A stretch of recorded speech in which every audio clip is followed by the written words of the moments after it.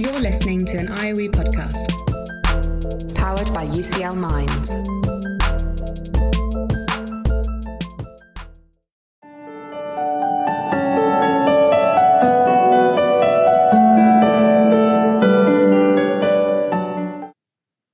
Welcome everyone to another episode of Research Ethics Conversations. I'm Hakan from University College London, and I'm very excited to be joined today by Eileen Kennedy. Eileen is a professor at the Institute of Education, Department of Culture, Communication and Media at the University of College London, and her research explores the transformative potential of online learning with a particular focus on communities on the move, such as refugee communities in Lebanon. And she's also deeply involved in education, capacity building projects for refugees using technology for providing education for all. And such an important and timely topic, really. Thank you for being here, Eileen. Thank you for inviting me. Eileen, thanks very much again for your time. So we are going to talk about ethics in your research setting, of course, and in a minute. But could you share a bit more about your current research project and what's been driving your focus on these areas recently? Yeah, I'd say that my research focuses learning co-design research.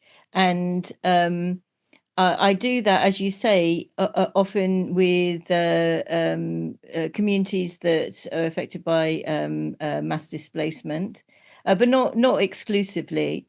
But what I'm kind of interested in to make sure that people have access to education, and one of the ways that we found that you could really make a difference to help people is to support teachers, because in every context that faces displacement, that you don't have enough teachers, or teachers come into an environment where you that they're unfamiliar with, that they're dealing with children that have, missed out on school, or maybe they're traumatized, and there's lots and lots of challenges for teachers. And so to support those teachers and provide them with ideas, and but also sort of helping them to understand their role maybe a bit better is potentially really valuable. And it's precisely those kinds of communities you can reach with online learning, and so we've done a lot of research creating teacher professional development with those teacher communities themselves. And I think that co-design thing is critical to what I do. But I don't just do it. I've expanded this sort of idea of co-design in lots of other contexts as well. Right. Well, just listening to you, that's really, really fascinating. And it's, again, so timely, but that's also quite a complex setting, isn't it? I mean, there are so many aspects that you have to consider simultaneously as a researcher. And, you're working with teachers, probably many of those are coming from refugee background, and dealing with things that are really life-threatening on their everyday basis, and focusing on something else, which is extremely important, such as education, may or may not be the first priority in some the aspects. So, and there are again other aspects as well, such as human rights issues going on in that context. I'm just thinking about the region at the moment and an unfortunate situation, all the countries and societies involved within that space. There is also the issues about technology, digital technology, and as soon as the digital is being incorporated, the issues of privacy comes into the picture as well. The privacy, consent, sort of issues of safety.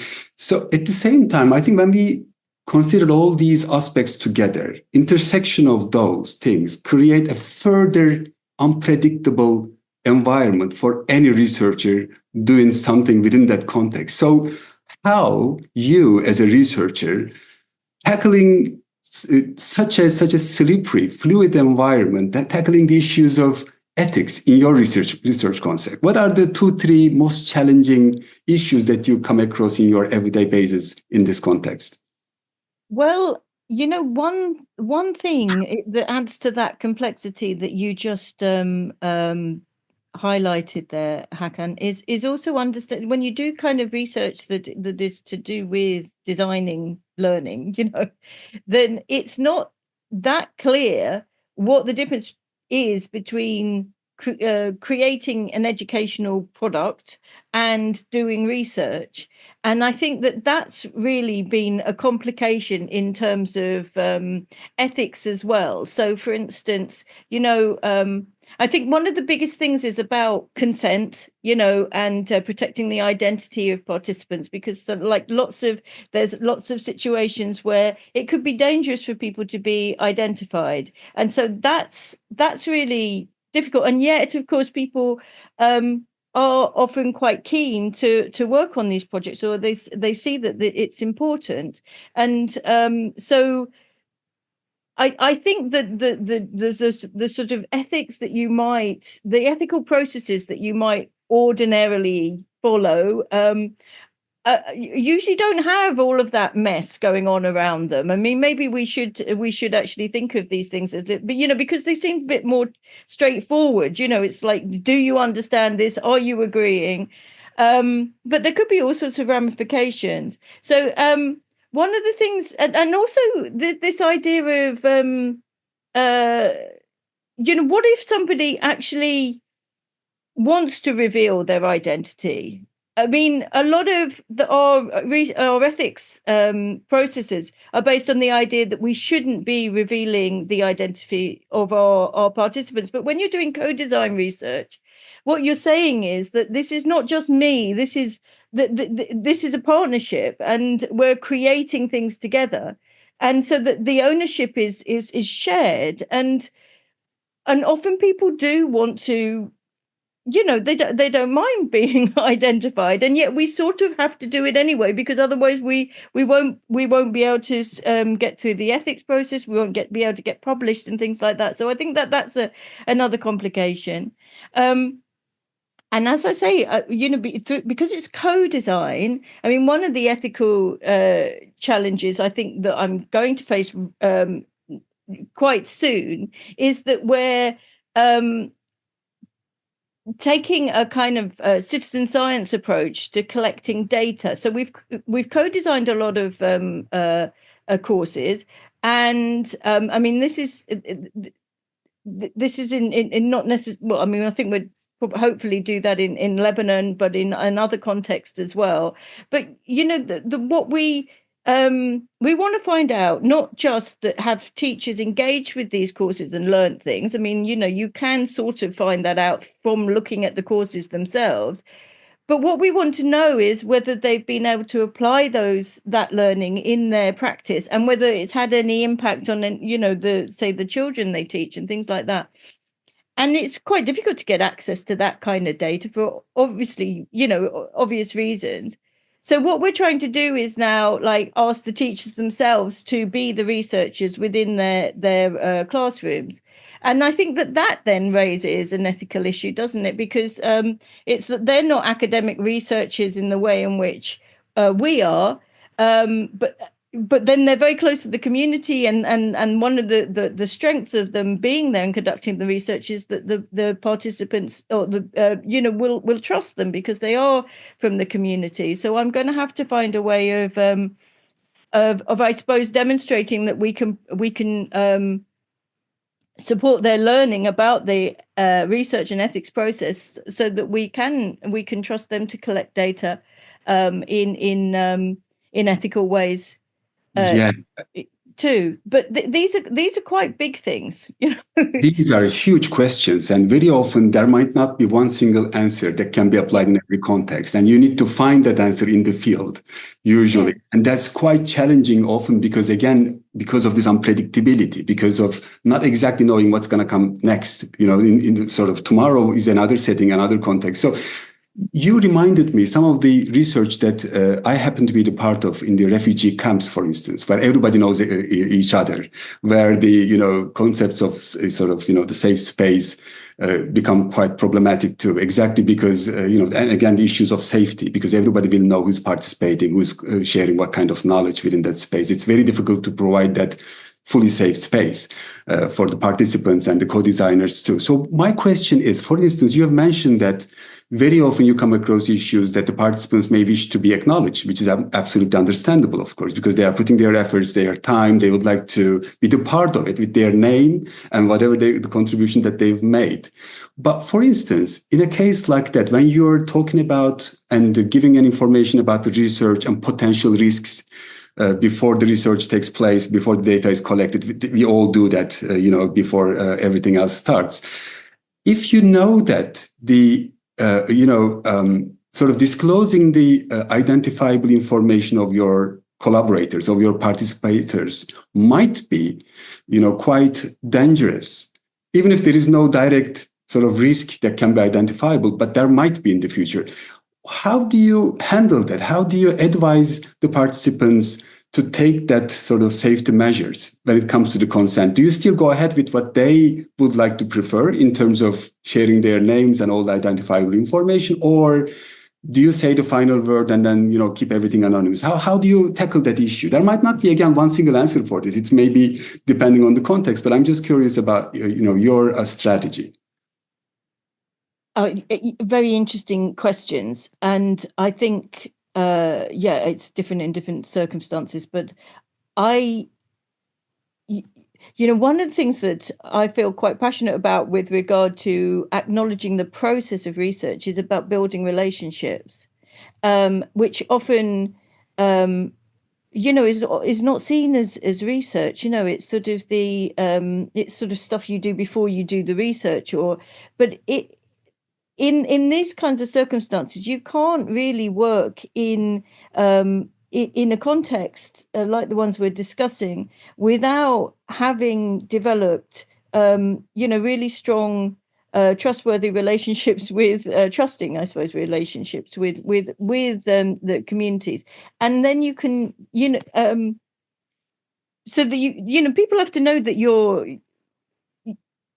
That it's you want to support them rather than that you're going to try to take something away. But I think that during that process, then you can get to know other people that know the context maybe better than you, and then you can take advice from them, and you can go through those people to make sure that people understand what's going on. So, for instance, people might be worried about signing something if they thought that it could lead to negative consequences for themselves, and the people that you're working with can maybe reassure them, or that, well, we could just find a way around that, or maybe and thinking about different. Not everything has to be research data. Some things can be, we can take contributions to the cause. I mean, we've videoed people and obscured their identity, for instance. There's all sorts of things that you could do. And I think it is just it's that sensitivity, but also not making the decisions outside of the context, like make it help, and making sure that people know. One of the things recently on this topic is that we do a lot of research through workshops, co-design workshops. So that really would be a way of documenting the process of co-design to show where all of this stuff comes from, and we get consent for people, that they're attending the workshops, and they, and their contributions might be recorded in some ways, used in our research. And, when you're presenting your research to other people, they really like to see photographs of workshops. Somehow that brings it to life for people. And I think that's, if you want to, I believe firmly in what we're doing is a good thing. So you kind of do want to present your research in a way that people can, that can understand, that to bring it to life for people to bring people on board, essentially. And so those photographs are quite important. But then, we even though people have given permission to have photographs taken, for instance, we often go, that's an extra step of obscuring faces, and which you can with digital tools like, you know, in PowerPoint, there's artistic effects, I think it's called, for images there. You can really easily obscure people's identity. And that's been really, really helpful, you know, so that we don't have to take any extra risks, but we can show people the kind of things that we were doing. You know, so I think that it's like just thinking about it, taking it seriously, and going beyond what an ethical process might stipulate, and to, you know, just to sort of apply it to the sensitivities of the context that you're working in. That's very true. Well, these are really, really great advice. Thank you so much. I mean, when I think about those tips that you've just mentioned, I think one thing that really I found extremely useful, I mean, among all the other things, is that you were mentioning, you know, when you were referring to the complexities that the researcher may not be always aware of, because we are not so much knowledgeable about every single detail in that particular context, for instance, that you have mentioned the importance of collaborating with people who might have insights, who might have experience and knowledge in that field in a way, and then co-designing things together. And then you also mentioned how difficult it is to strike a balance, because there's a very sort of delicate line in between, while collaborating people and at the same time ensuring their safety in a way. And those technologies are really helping actually, you know, to make sure that everybody is safe and their identities are not disclosed at the same time. I want to bring you back to that aspect of co-designing things. You know, can you tell us a little bit more about how do you work with your participants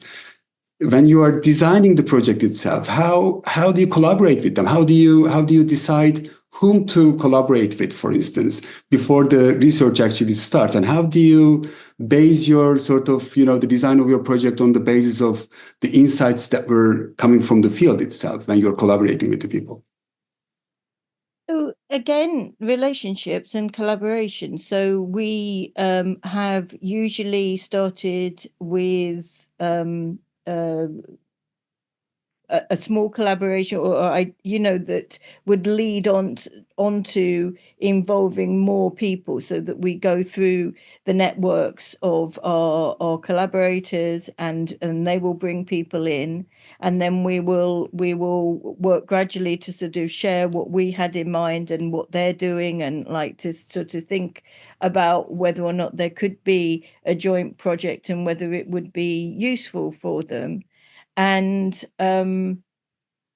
you know, I think that, I don't know if is it an ethical thing? Maybe it is, that sort of idea that, you know, I think the principle of co-design is to acknowledge that you don't know everything, and to listen to what other people know, and some you know, and to, so therefore, like, just build together, so that you can kind of think, well, you know, I could contribute this, you could contribute that. I think there's all sorts of ethical issues actually that are around how you build something. Like, you know, if you create an online course of the nature of the you know, that we do, that it's an awful lot of work. I mean, really a lot of work, you know. And of course you can't just go in. I mean, I think one of the things about co-design is that it, like, you might think ideally a really good co-design relationship is where everything is co-produced. But what that can mean is that you're giving a lot of extra jobs to people that don't have any time, and that are not necessarily being rewarded for doing that. And you can't give people a lot of extra jobs, you know. So it's about, I think you have to be sensitive about what you're asking people to do, and sort of to, you know, make your, when you can be with people, make it as much as productive as it possibly can, so that people can contribute, but on their own terms, and that they're not feeling like under pressure to do more than they are prepared to do. So, you know, there's a lot of those kinds of decisions to make. That's right. That's right. Actually, you're talking also about, that's a, you know, yeah, actually good passage for the next question that was in my mind, talking about the, you know, how to prepare your ethics application in the first place. And we usually rely on our previous experiences and then literature, of course, in the field. And we try to be as much comprehensive as possible before we are, when we are preparing our ethics applications, and we all get approval before our, the research starts from our institutions, of course. So let's focus a little bit on that in the remainder of the conversation today. It's been really, really wonderful, by the way. I wanted to hear from you, your experience of ethics applications. So how did it go so far? I mean, did you find the review process? We have usually two reviewers looking at, blind reviewers looking at the applications and coming back with their comments, for instance. Did you find it helpful so far? Well, I'm always daunted by ethics applications, to be fair, because of the complicated nature of what we're doing, that it's not kind of straightforward, that it seems like, we're trying to fit ourselves into a box, which is not really the right size. And so I worry about it. And in some ways, the kinds of things that we're constantly thinking about, which are ethical concerns, and I mean, the nature of whether or not this work is worth doing in the first place, is an ethical concern. And it's one that is constantly, I think, on our minds, and yet, what, when you come to the part that highlights ethical issues, that's not really what they're going to be looking for. They're going to be looking for, like, have you got a consent form? Have you got, a participant information sheet, and so on. And so I don't know whether or not it's tricky, because you in a sense, you kind of you want to talk to that audience and maybe minimize a little bit what all of the things that will be going on in your project. But I mean, I think this is very helpful for me, because I'm kind of thinking that maybe I shouldn't do that quite so much, you know what I mean? And actually describe the complexities, because it takes a long time often, ethics processes. So you don't want to raise issues that, that are going to, delay everything and be kind of difficult for people to solve. So I don't know if that answers. I hear you. Absolutely. I understand that. I mean, we are in the fields of social sciences. And again, the complexities are huge. And that's not really possible to fit them all, using your words, into that box that is quite limited. There are so many constraints of that. Everyday life is not like this. It's much more complex, as you said. It's much bigger and not really easy to, sort of list them up, so to speak, before the research starts. But let's think about a scenario. For instance, we still need to inform our participants about the potential ethical issues, potential sort of, the harm, potential benefits as well before we start. And then the research starts. Just imagine a situation that a couple of weeks later, everything's going well, but something else happened that is quite interesting and complex, and that was not really so much covered at the beginning before the research took place, for instance. How do you tackle that personally? What kind of strategy that you apply? Do you go back to the institution, for instance, to ask for advice, or is it your co-researchers that you search for advice? So how do you handle that situation? That was unpredictable, but it happened, and that was not really fully covered. Have you ever come across a situation like this, for instance? I'm not sure exactly. I'm not sure exactly. I think, well, I mean, one of the, I suppose, okay, we have ethical approval to do research based on workshops. Our partners have said, well, the thing is that these forms and this participant research information sheet is very, very formal, and it, I think it's going to terrify people, or they're not really going to understand it. And so what we think we should do is to introduce it to them and to talk them through it, before. And that was before we got there as researchers, so. And I didn't go back to the ethics committee for that, because I thought, well, that's in the principle of, helping people to understand what it is that we're doing. and it doesn't deviate from like the idea. And I do think really that, it's interesting what you're saying. Like a lot, I mean, the research that we've been doing has been going on for about 7 years. Do you know what I mean? And like during that time, obviously things develop, and we have to understand that it's principles, don't we? And that also relate to the idea of having some of the community members collect data, or not just collect data, be part of the research process as citizen scientists. I mean, one of our ethical principles there is that they are there right from the beginning as actual, as full members of the team. But then the principles of ethical research are then being like just communicated through a team of people.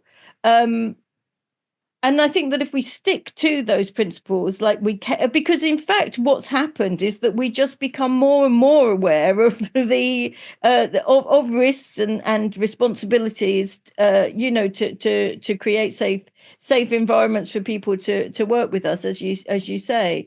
So that's like just doing more and more. And so if the ethics process like gets you to kind of think, well, what would be an ethical approach? And then you apply that in different circumstances.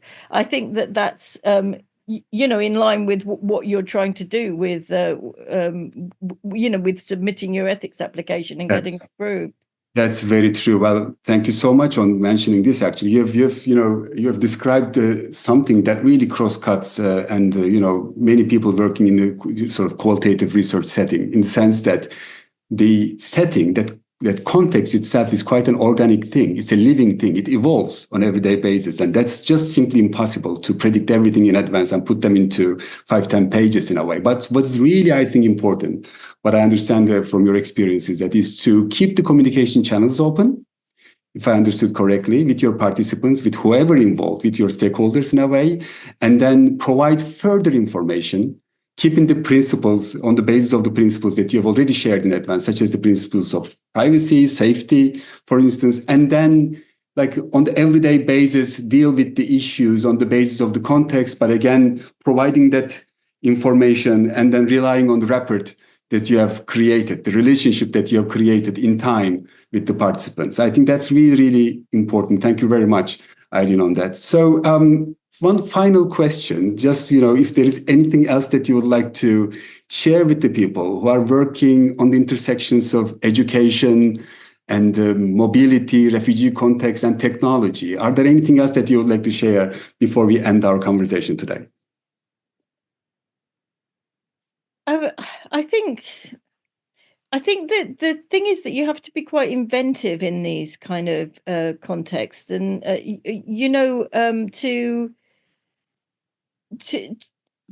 mean, and like it's interesting that when we started thinking about like sort of digital, the sort of privacy in terms of digital data and things like that. I mean, all of these things pertain to that kind of field, and I think that when you're getting ethical approval, it's quite a kind of tick box kind of thing. Sort of like, yes, we'll obey the rules of the platform. Yes, we'll anonymize everything.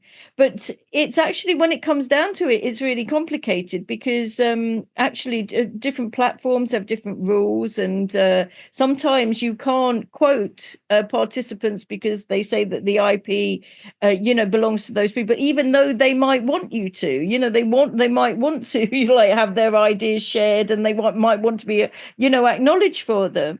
So it's sort of, in a sense, it's almost like where it's just not straightforward anymore. And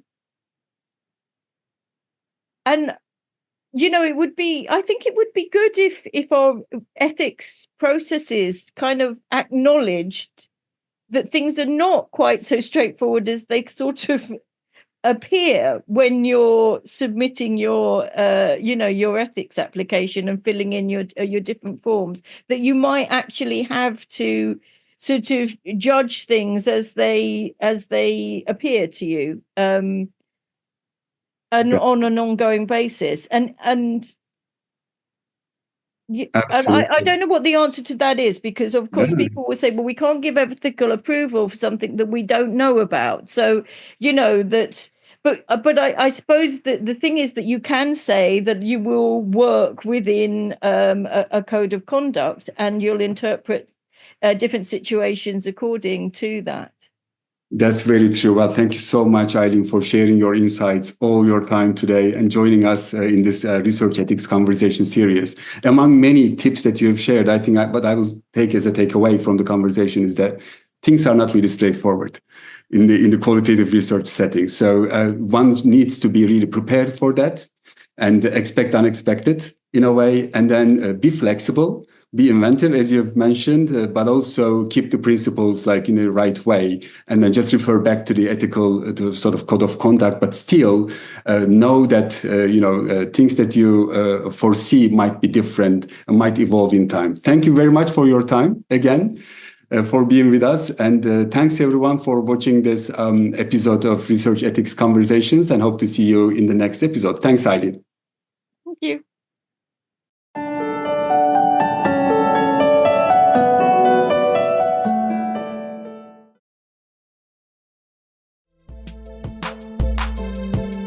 You're listening to an IOE podcast. Powered by UCL Minds.